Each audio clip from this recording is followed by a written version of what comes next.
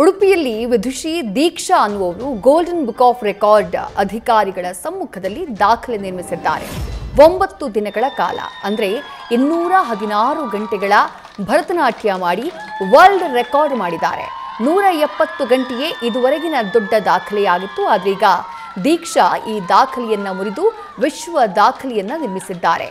ಈ ಸಾಧನೆಗೆ ಪತಿ, ತಂದೆ, ತಾಯಿ ಹಾಗೂ ಸ್ನೇಹಿತರು ಸೇರಿದಂತೆ ಎಲ್ಲರಿಂದಲೂ ಕೂಡ ಬೆಂಬಲ ದೊರಕಿದೆ ಅಂತ ಹೇಳಿ ಸಂತಸ ವ್ಯಕ್ತಪಡಿಸಿದ್ದಾರೆ.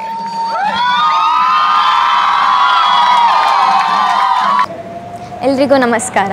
ನಾನು ವಿದುಷಿ ದೀಕ್ಷಾ ವಿ.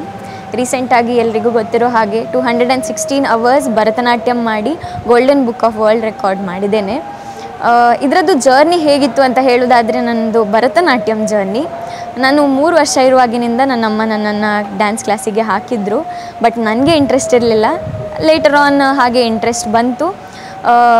ಸ್ಟಡೀಸ್, ಭರತನಾಟ್ಯಂ, ವೀಣೆ, ಯಕ್ಷಗಾನ, ಸಂಗೀತ, ಡ್ರಾಯಿಂಗ್ ಇದರೆಲ್ಲದ್ರ ನಡುವೆ ಯಾವುದಾದ್ರೂ ಒಂದಕ್ಕೆ ಕಾನ್ಸಂಟ್ರೇಟ್ ಮಾಡಲಿಕ್ಕೆ ಆಗ್ತಾ ಇರಲಿಲ್ಲ.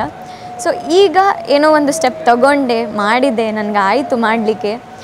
ಎಲ್ಲರ ಸಪೋರ್ಟಿಂದ, ನಂದು ಫ್ಯಾಮಿಲಿ, ಫ್ರೆಂಡ್ಸ್, ನನ್ನ ಹಸ್ಬೆಂಡ್, ರತ್ನ ಸಂಜೀವ ಕಲಾಮಂಡಲ, ಕೆ ರಘುಪತಿ ಭಟ್ ಅವರು, ಡಾಕ್ಟರ್ ಜಿ ಶಂಕರ್ ಸರ್ ಅವರು, ನಮ್ಮ ಕಾಲೇಜಿನ ಅಧ್ಯಾಪಕರು ಅವರು ಎಲ್ಲರದ್ದು ತುಂಬ ಸಪೋರ್ಟ್ ಇತ್ತು. ಅದರಿಂದನೇ ಆಯಿತು ಇದೆಲ್ಲ.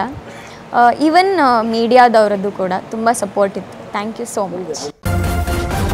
ನ್ಯೂಸ್ ಫಸ್ಟ್, ನಿರ್ಭೀತಿಯಿಂದ ನಿಮ್ಮ ಪರವಾಗಿ.